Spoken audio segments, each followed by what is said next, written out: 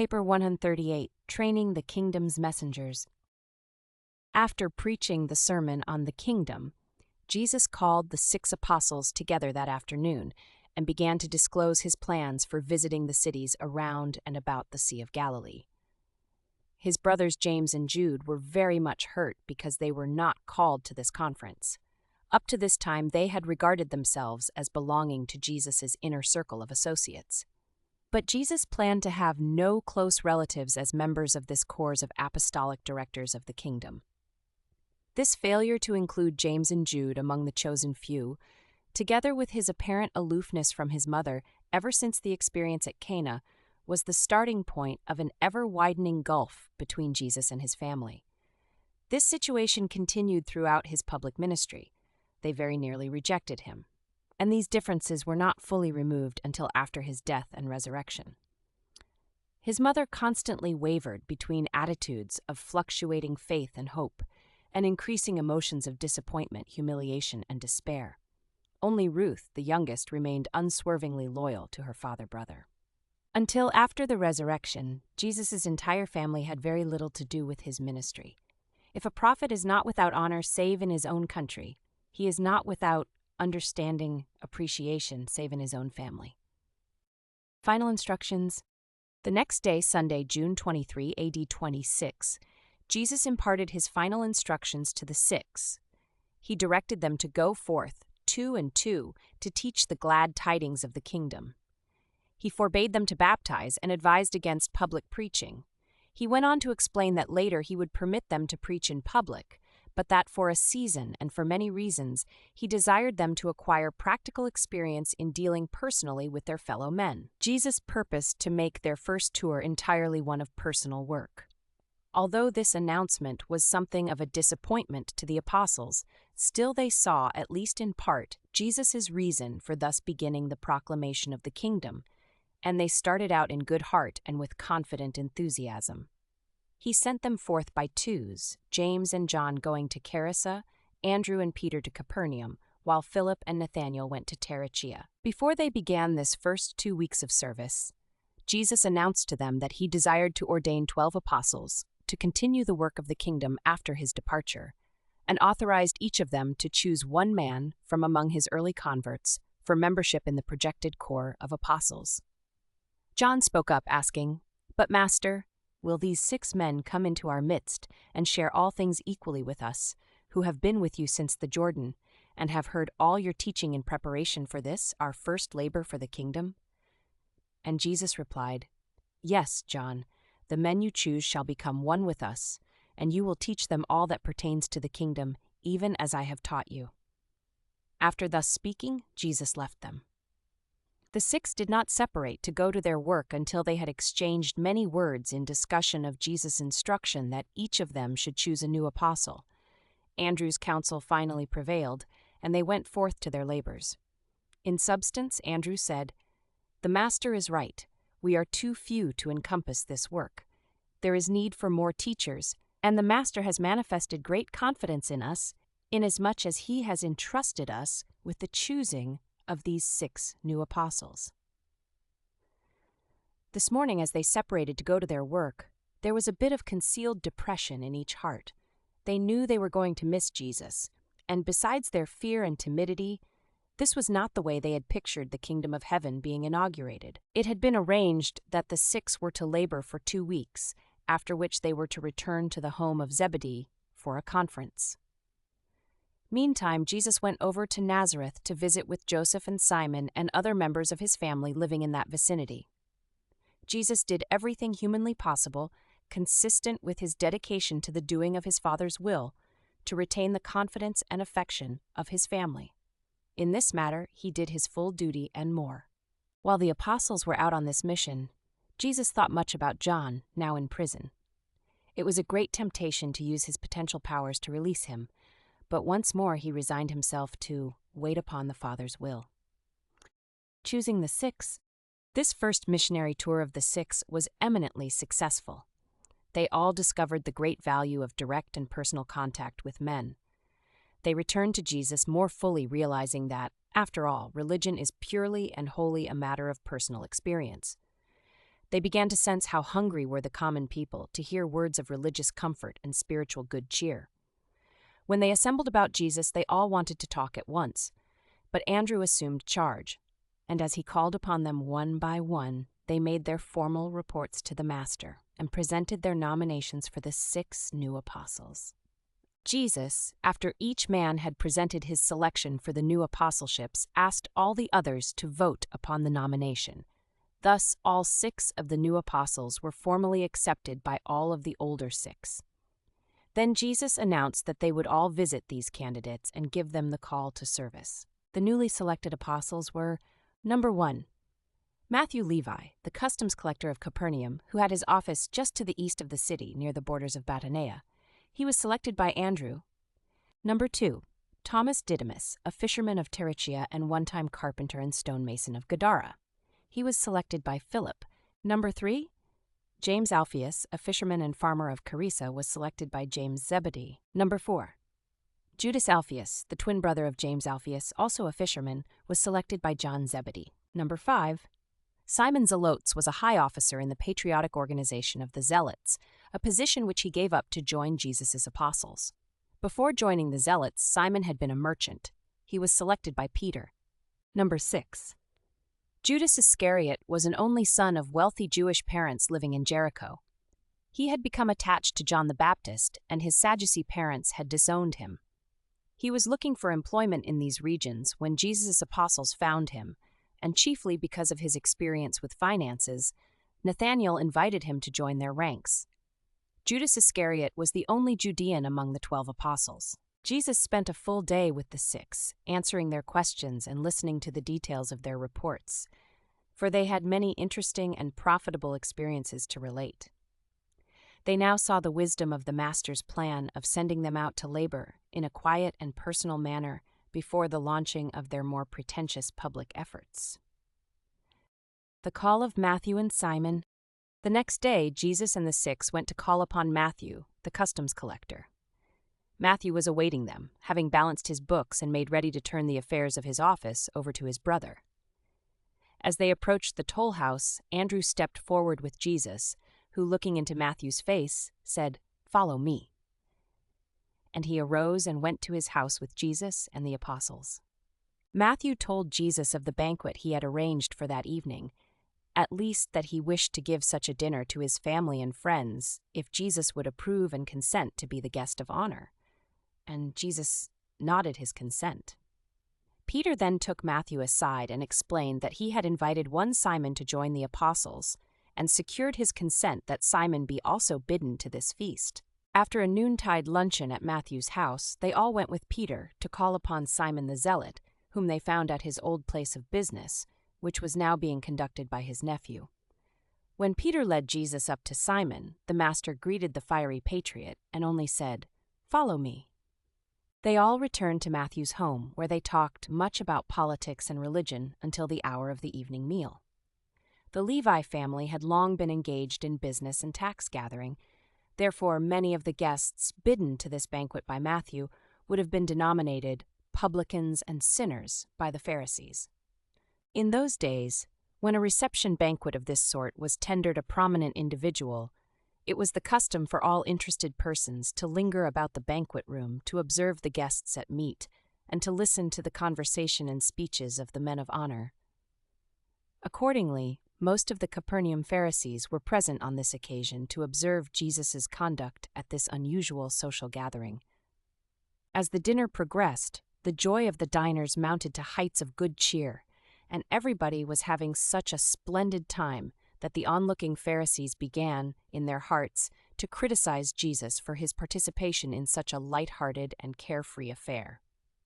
Later in the evening, when they were making speeches, one of the more malignant of the Pharisees went so far as to criticize Jesus' conduct to Peter, saying, "How dare you to teach that this man is righteous when he eats with publicans and sinners, and thus lends his presence to such scenes of careless pleasure-making?"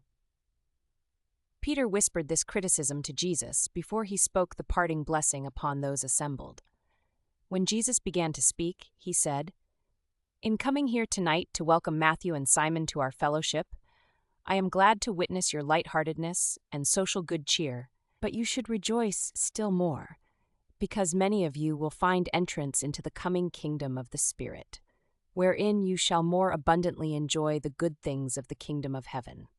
And to you who stand about criticizing me in your hearts, because I have come here to make merry with these friends, let me say that I have come to proclaim joy to the socially downtrodden and spiritual liberty to the moral captives. Need I remind you that they who are whole need not a physician, but rather those who are sick? I have come not to call the righteous, but sinners. And truly this was a strange sight in all Jewry, to see a man of righteous character and noble sentiments mingling freely and joyously with the common people, even with an irreligious and pleasure-seeking throng of publicans and reputed sinners. Simon Zelotes desired to make a speech at this gathering in Matthew's house, but Andrew, knowing that Jesus did not want the coming kingdom to become confused with the Zealots' movement, prevailed upon him to refrain from making any public remarks. Jesus and the apostles remained that night in Matthew's house, and as the people went to their homes, they spoke of but one thing, the goodness and friendliness of Jesus. The call of the twins. On the morrow, all 9 of them went by boat over to Capernaum to execute the formal calling of the next 2 apostles, James and Judas, the twin sons of Alpheus, the nominees of James and John Zebedee. The fishermen twins were expecting Jesus and his apostles and were therefore awaiting them on the shore. James Zebedee presented the master to the Capernaum fishermen, and Jesus, gazing on them, nodded and said, "Follow me." That afternoon, which they spent together, Jesus fully instructed them concerning attendance upon festive gatherings, concluding his remarks by saying, "All men are my brothers. My Father in heaven does not despise any creature of our making. The kingdom of heaven is open to all men and women. No man may close the door of mercy in the face of any hungry soul who may seek to gain an entrance thereto. We will sit at meat with all who desire to hear of the kingdom. As our Father in heaven looks down upon men, they are all alike. Refuse not therefore to break bread with Pharisee or sinner, Sadducee or publican, Roman or Jew, rich or poor, free or bond. The door of the kingdom is wide open for all who desire to know the truth and to find God." That night, at a simple supper at the Alpheus home, the twin brothers were received into the apostolic family.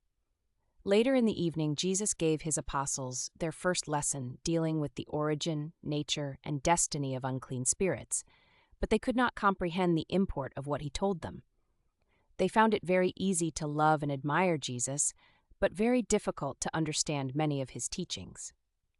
After a night of rest, the entire party, now numbering 11, went by boat over to Tarshish. The call of Thomas and Judas.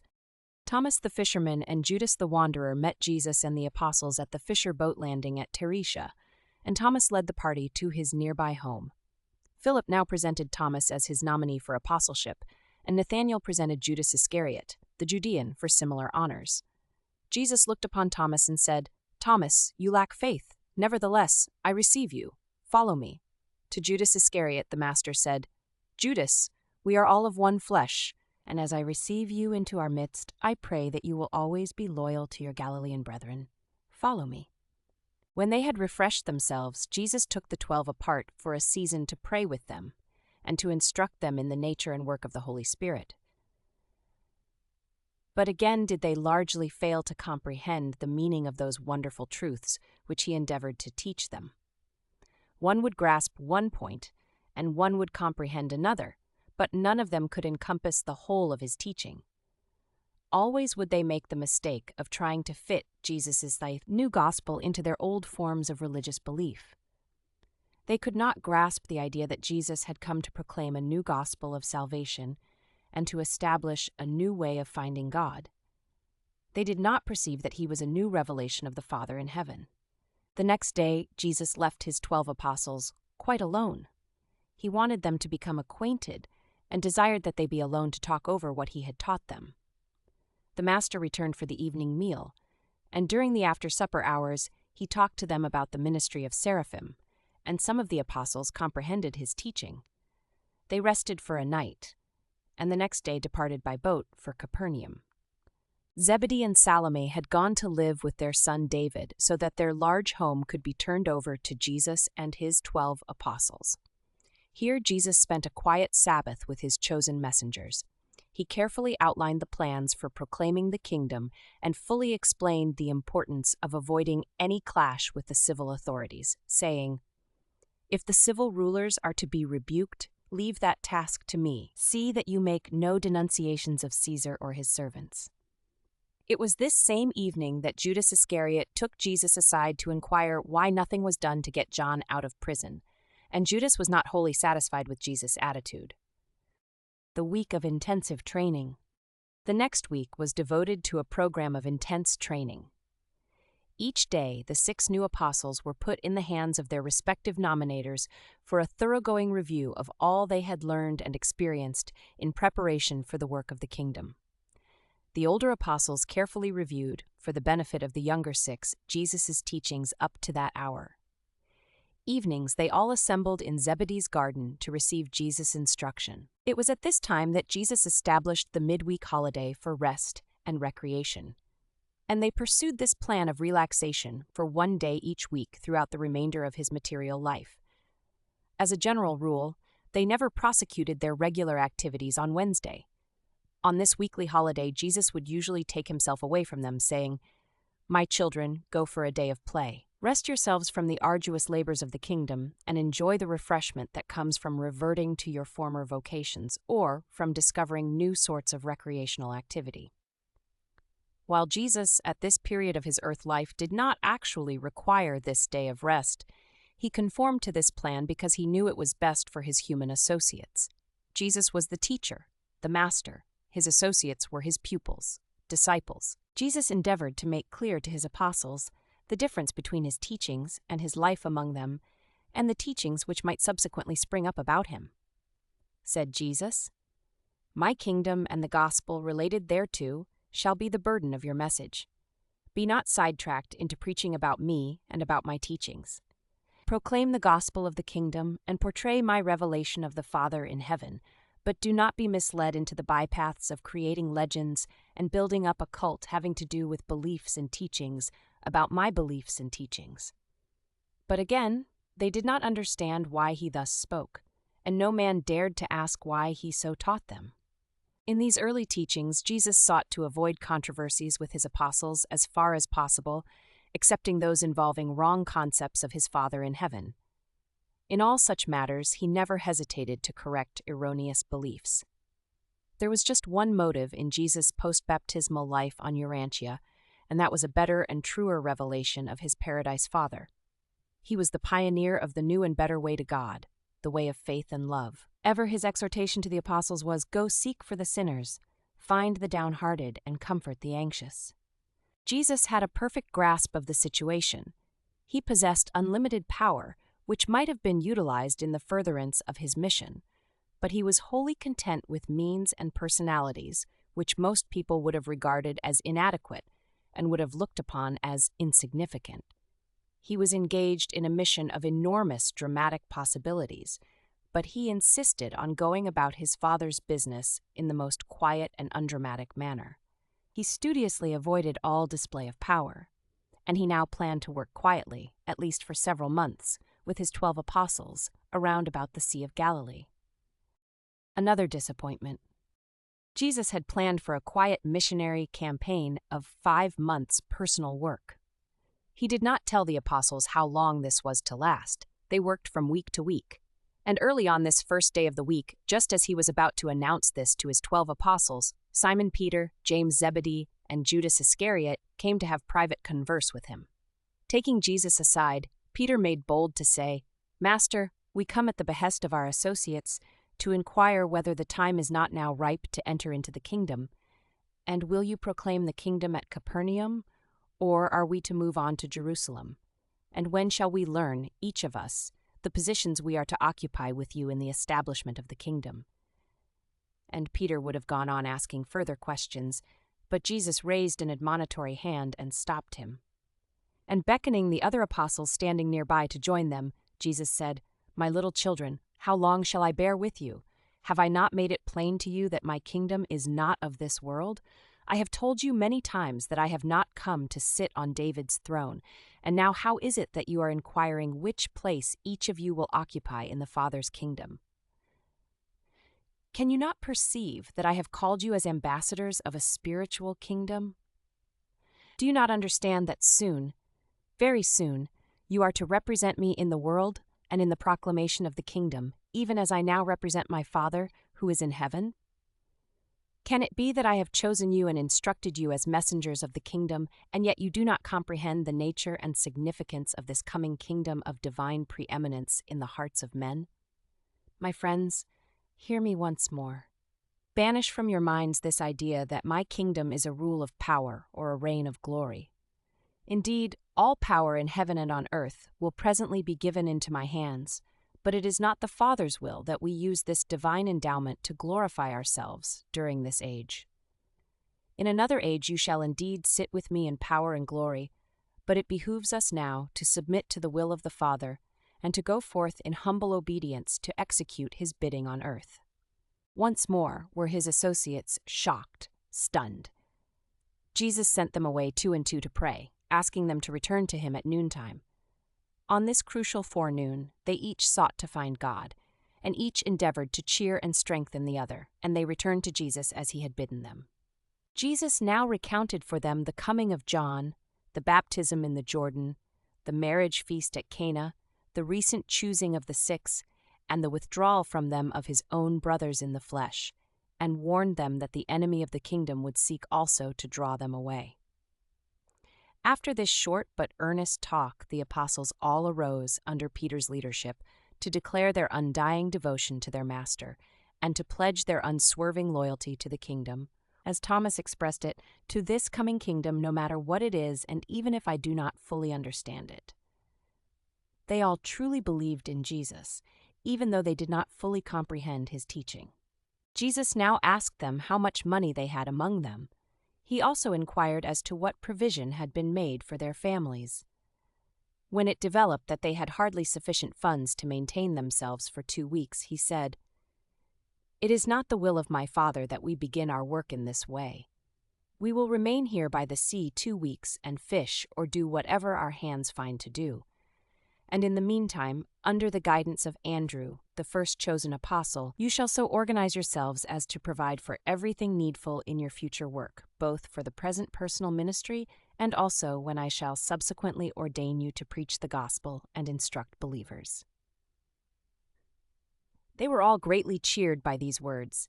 This was their first clear-cut and positive intimation that Jesus designed later on to enter upon more aggressive and pretentious public efforts. The apostles spent the remainder of the day perfecting their organization and completing arrangements for boats and nets for embarking on the morrow's fishing, as they had all decided to devote themselves to fishing.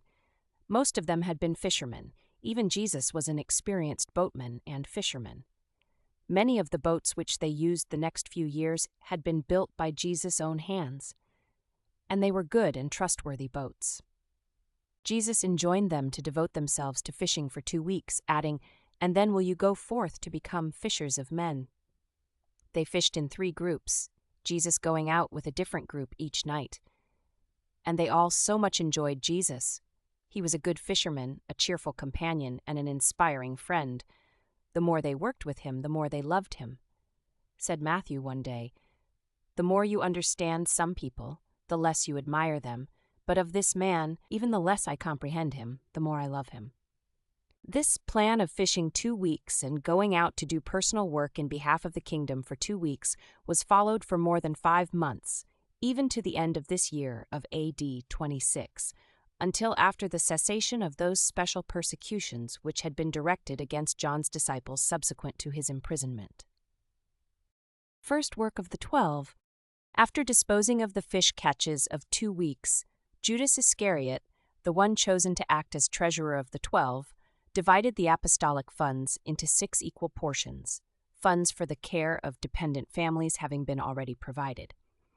And then near the middle of August, in the year AD 26, they went forth 2 and 2 to the fields of work assigned by Andrew. The first 2 weeks Jesus went out with Andrew and Peter, the second 2 weeks with James and John, and so on, with the other couples in the order of their choosing. In this way, he was able to go out at least once with each couple before he called them together for the beginning of their public ministry. Jesus taught them to preach the forgiveness of sin through faith in God without penance or sacrifice, and that the Father in heaven loves all his children with the same eternal love. He enjoined his apostles to refrain from discussing, number 1, the work and imprisonment of John the Baptist. Number 2, the voice at the baptism, said Jesus. Only those who heard the voice may refer to it. Speak only that which you have heard from me. Speak not hearsay. Number 3, the turning of the water into wine at Cana. Jesus seriously charged them, saying, Tell no man about the water and the wine. They had wonderful times throughout these 5 or 6 months, during which they worked as fishermen every alternate 2 weeks, thereby earning enough money to support themselves in the field for each succeeding 2 weeks of missionary work for the kingdom. The common people marveled at the teaching and ministry of Jesus and his apostles. The rabbis had long taught the Jews that the ignorant could not be pious or righteous. But Jesus' apostles were both pious and righteous, yet they were cheerfully ignorant of much of the learning of the rabbis and the wisdom of the world.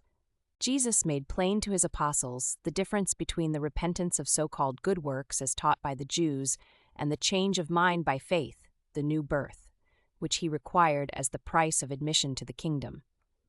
He taught his apostles that faith was the only requisite to entering the Father's kingdom. John had taught them repentance, to flee from the wrath to come.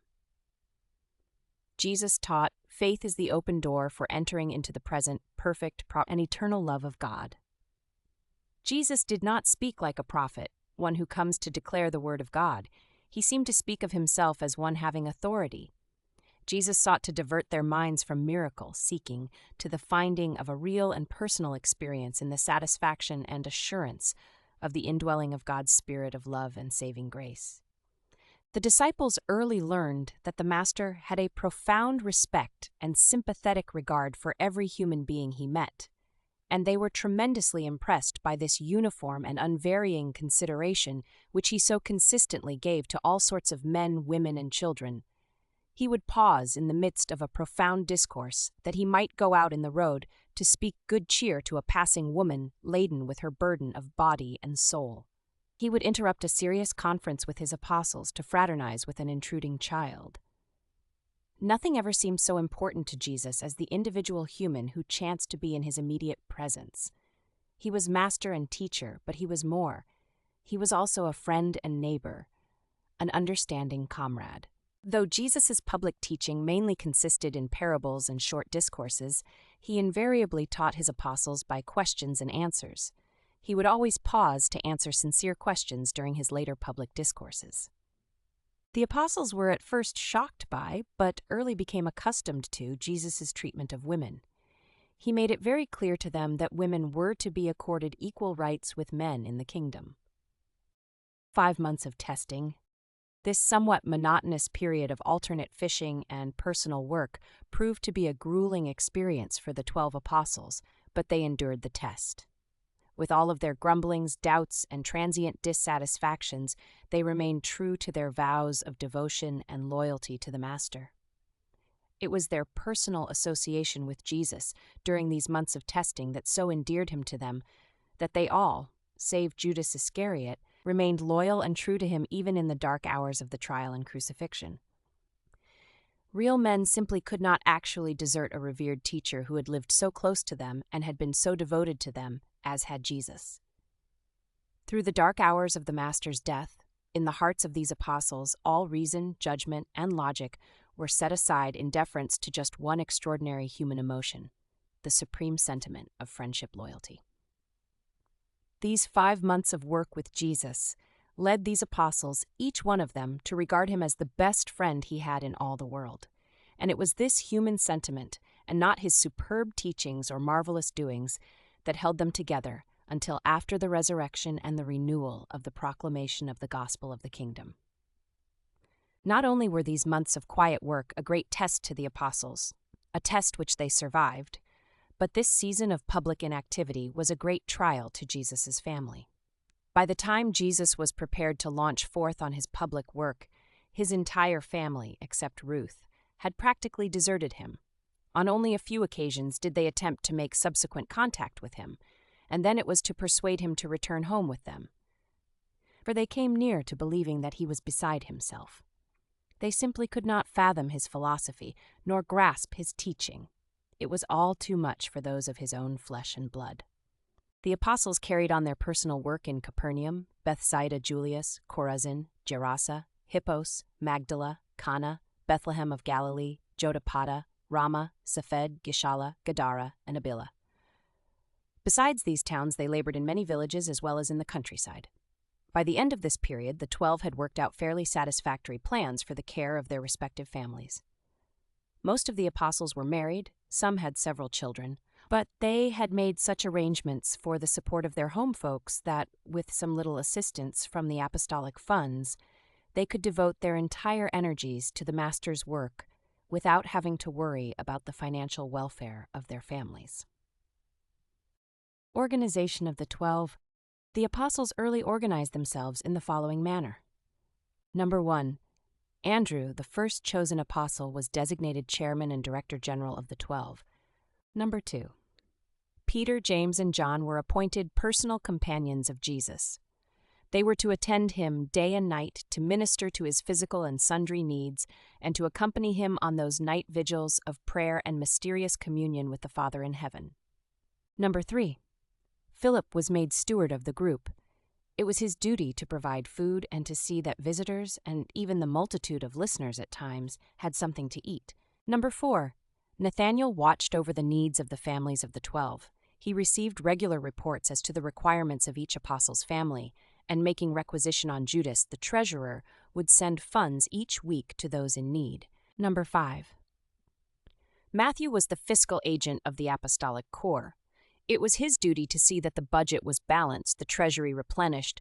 If the funds for mutual support were not forthcoming, if donations sufficient to maintain the party were not received, Matthew was empowered to order the 12 back to their nets for a season. But this was never necessary after they began their public work. He always had sufficient funds in the treasurer's hands to finance their activities. Number 6. Thomas was manager of the itinerary. It devolved upon him to arrange lodgings and in a general way select places for teaching and preaching, thereby ensuring a smooth and expeditious travel schedule. Number 7. James and Judas, the twin sons of Alpheus, were assigned to the management of the multitudes. It was their task to deputize a sufficient number of assistant ushers to enable them to maintain order among the crowds during the preaching. Number 8. Simon Zelotes was given charge of recreation and play. He managed the Wednesday programs and also sought to provide for a few hours of relaxation and diversion each day. Number 9. Judas Iscariot was appointed treasurer. He carried the bag, he paid all expenses and kept the books. He made budget estimates for Matthew from week to week and also made weekly reports to Andrew. Judas paid out funds on Andrew's authorization. In this way, the 12 functioned from their early organization up to the time of the reorganization made necessary by the desertion of Judas the betrayer.